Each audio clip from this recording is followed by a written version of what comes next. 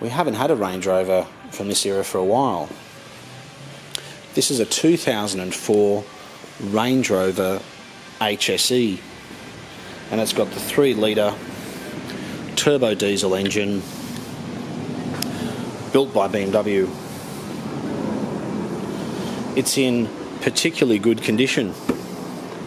It's done 185,000 kilometres, and it also has an excellent logbook service history. All the recent servicing has been done at a Range Rover dealer. It's got the 5-speed automatic transmission. It's got the adjustable suspension, which works perfectly. And it's got memory electric seats. Generally, if a car like this has been serviced at the dealer at the most recent services, it's going to be a good one. There's a reason why they charge you so much money. They go over the whole car with a fine-tooth comb. There's a weep, leak, issue, they'll find it and they'll fix it and they'll charge you for it accordingly. I'm not suggesting that you should necessarily go to a dealer to have this serviced. There's lots of Land Rover specialists around, but it's great that someone else has spent the money. The next service isn't due until 190,000 kilometres, and yes, the very last service was done at Land Rover. It's got side steps, mud flaps, and it comes in this beautiful light green colour with light green leather interior with cream piping. The HSE also featured rear parking sensors, and this has a sunroof. It's got the split tailgate, which is very sensible, especially if you're backed up against a wall. If the whole tailgate opened, it just makes it a bit difficult. It's got a full-size spare. I'm not sure if I need to talk too much about the on-road off-road capability. It is a Range Rover, but basically it does have low range, and you can adjust the suspension to go over obstacles. But what's even more impressive about this series is it's just as good on the road as it is off the road. It handles more like a car, and with this 3-litre turbo diesel engine, it gets up and goes very well also, but not hurting you at the fuel panel. It's also got these very nice timber inserts. When this model first came out, I actually thought maybe it didn't have enough timber on the doors and things, but this one has been optioned with the timber, which is great. Some of them just have piano black or grey, which I don't think looks very good. It's a Range Rover, it's not a Pajero GLX, so it should have plenty of timber. The pixels are very good.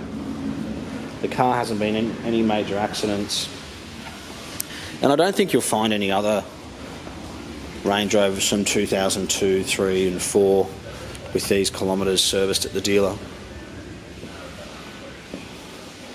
185,000 kilometres sounds like a lot, but if you have a look online, you'll find these with 360,000 Ks, 290, 280, 200, 240, and everything in between.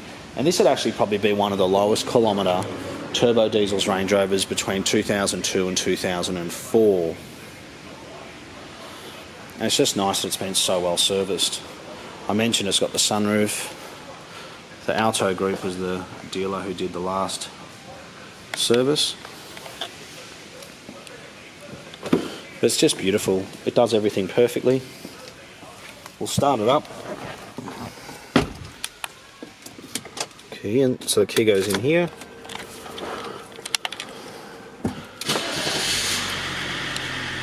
It's cold at the moment, so obviously it's noisier than normal.